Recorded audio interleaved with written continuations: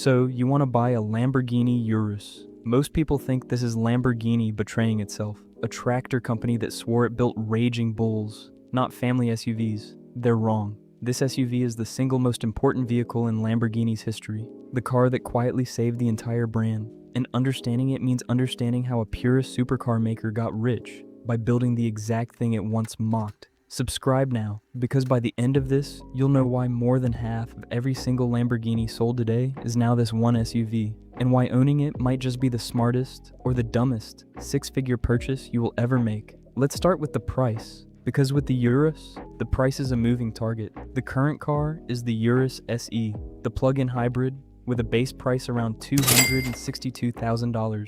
But nobody pays base. Lamborghini's personalization program, Ad Personam, is where the money really goes, and a fully configured Urus SE has shown up in dealer inventory at over $333,000. Custom paint, carbon packages, bespoke leather. On a car that starts at $250,000, it is normal to add 50 or 100,000 more, and the margin on all of it is enormous. That, right there, is the first clue to why this car exists. Now here's the number that explains everything. The Urus is not just Lamborghini's bestseller, it is now the majority of the entire company. The last time Lamborghini broke out the figures, the Urus made up around 60% of all sales. Lamborghini hit a record in 2025, delivering 10,747 cars, its third straight year above 10,000, and the SUV is the backbone of every one of those record years. To put that in perspective, in its first 30 years of existence, from 1963, Lamborghini sold roughly 8,000 cars total. It now sells more than that in a single year, and the Urus is the reason why. But the truly important number is this one. Around 70% of Urus buyers are brand new to Lamborghini. They never owned a bull before, and that is the whole strategy laid bare. The Urus is not really an SUV, it is a recruitment tool. It takes a wealthy person who would never buy a two-seat V12 supercar, a person with a family, a dog, a school run, and it hands them a Lamborghini they can actually use every day. And once someone owns one bull, the doors open to the next, the Huracan, the Revuelto, the limited editions. The SUV is the gateway drug, and Lamborghini is the dealer. Think about how valuable that is. A traditional supercar maker's trap. Its customers are a tiny pool of people who want an impractical two-seater, and that pool only grows so fast. The Urus blew the doors off that limit. Suddenly, a Lamborghini could be the family's only car, or the daily driver parked next to the weekend toy. It brought in women, who buy Uruses at far higher rates than they buy Huracans. It brought in buyers in markets where a low-slung supercar makes no sense on the roads. Every one of those 70% new buyers is a name in a database, an invitation to a track day, a relationship the brand can cultivate for the next 20 years. Lamborghini didn't just build an SUV, it multiplied its own audience overnight, and it all rests on a secret the purists hate to admit. Underneath, the Urus is not a from-scratch Lamborghini at all. It shares its core platform with the Audi Q8, the Bentley Bentayga, the Porsche Cayenne, and even the humble Volkswagen Touareg, all of it made possible by Lamborghini's parent, the Volkswagen Group. That shared engineering is exactly why the Urus could be built profitably in the volumes it sells. A tiny company like Lamborghini could never have developed a world-class SUV alone. It borrowed the bones from the family and dressed them in a bull. Without that, the supercars you actually lust after might not have a business case at all. This is the part the badge is designed to make you forget. When you buy a Urus, a huge amount of what you're paying for is the bull on the nose, and the drama Lamborghini layers on top. The sharper styling, the louder exhaust, the aggressive tuning, the interior theater. The fundamental architecture is shared with cars costing less than half as much. That is not an insult. It's the reason the thing exists and the reason it's profitable. But it's also the reason a clear-eyed buyer should understand exactly what the premium is really buying, which is emotion, image, and access. Far more than raw engineering nobody else has. So the Urus is the cash cow that funds the circus. The V12S, the Revuelto, with its 2-year waiting list, the wild one-off Fenomeno, of which only 29 will ever be built, the racing programs, the entire romance and heritage of Lamborghini, all of it is quietly paid for by soccer parents and business owners buying a fast, practical SUV they can fit a car seat into. The most emotional brand in motoring is underwritten by its least emotional product, and the company is smart enough to know it. It is one of the great quiet ironies of the car world. The same purists who sneer at the Urus for not being a real Lamborghini are only able to buy their real Lamborghinis because so many other people bought the Urus. Now let's talk about what it means for you, the person about to sign, because here the story turns. A Lamborghini Urus is fabulous to own and expensive to run. But here's the twist that separates it from almost every other car we've looked at.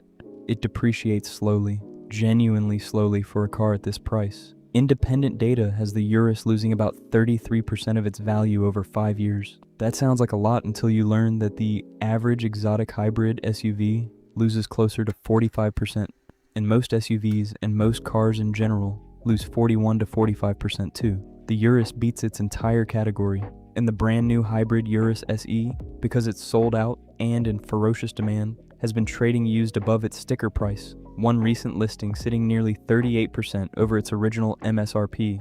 That is watch and handbag behavior, the market paying more for a thing than it originally cost, and it is almost unheard of for a mass-produced SUV. Subscribe if breakdowns like this are why you're here, because the running costs are where reality bites. But do not mistake slow depreciation for cheap ownership, because the running costs are real. Insurance runs anywhere from $3,500 to over $5,000 a year, and far more for the wrong driver in the wrong city. Routine maintenance is often cited at $1,000 to $2,000 a year, but real-world ownership, with the bigger services and the things that break, pushes annual cost to $5,000, sometimes $10,000. Carbon ceramic brakes, when they finally wear out, can exceed $10,000 on their own.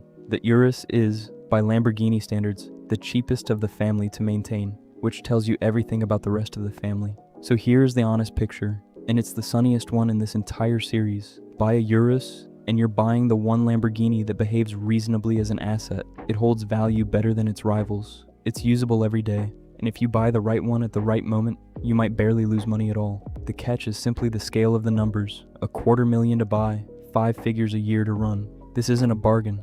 It's just, uniquely in this series, not a disaster, provided you buy it for the right reasons and ideally not brand new at the top of a hype spike. And there's an even cheaper door, the one most sensible people never consider. You don't have to own it at all. Rental fleets will put you in a Urus for a weekend for a fraction of the cost of ownership, no insurance exposure, no maintenance, no depreciation risk. For a lot of buyers, the honest truth is that a few rentals a year deliver most of the joy for almost none of the financial pain. And Lamborghini quietly benefits either way, because every person who drives one is a future owner being marketed to at their own expense. And now the risk, because the Urus's charmed run rests on conditions that won't last forever. Its slow depreciation and over-sticker resale are products of one thing above all: scarcity. The car is sold out, and Lamborghini has deliberately kept supply behind demand. The moment supply catches up, or the moment a recession thins the pool of buyers willing to pay over list, that premium evaporates first, exactly as it did for the buyers who paid the biggest markups. At the peak of the last hype cycle, there's a second, longer shadow too.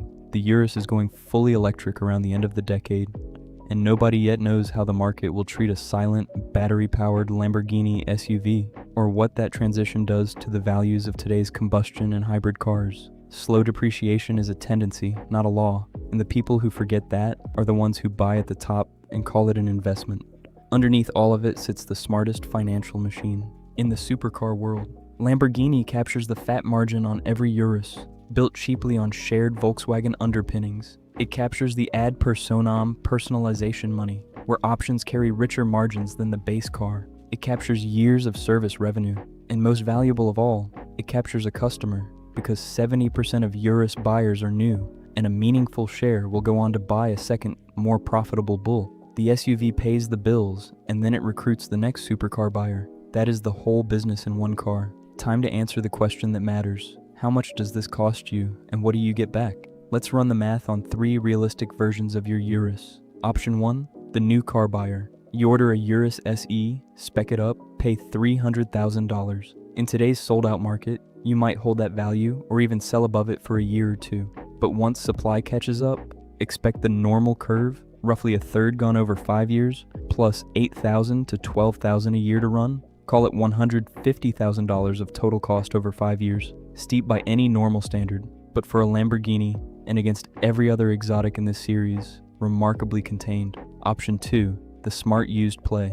You let someone else absorb the first few years and buy a clean, low-mileage Urus for $180,000 to $210,000. You get the full experience, the noise, the badge, the daily usability, for well below new, and the slow depreciation means your own losses from here are modest. The pre-hybrid V8 cars in particular offer that unmistakable Urus roar without the newest car premium, and the steep early depreciation has already landed on someone richer and less patient than you. For the person who actually understands these cars, this is the move. Option 3, the collector's angle. You chase the last of the pure gas Uruses, the pre-hybrid Performante, a genuine driver's SUV that some enthusiasts already see as a future modern classic, now that the range has gone plug-in hybrid. It's the one Urus with a real case for holding, even climbing, precisely because it marks the end of an era, everything built after it plugs into a wall. So here's the verdict. Every other car in this series was about status, scarcity, or loss.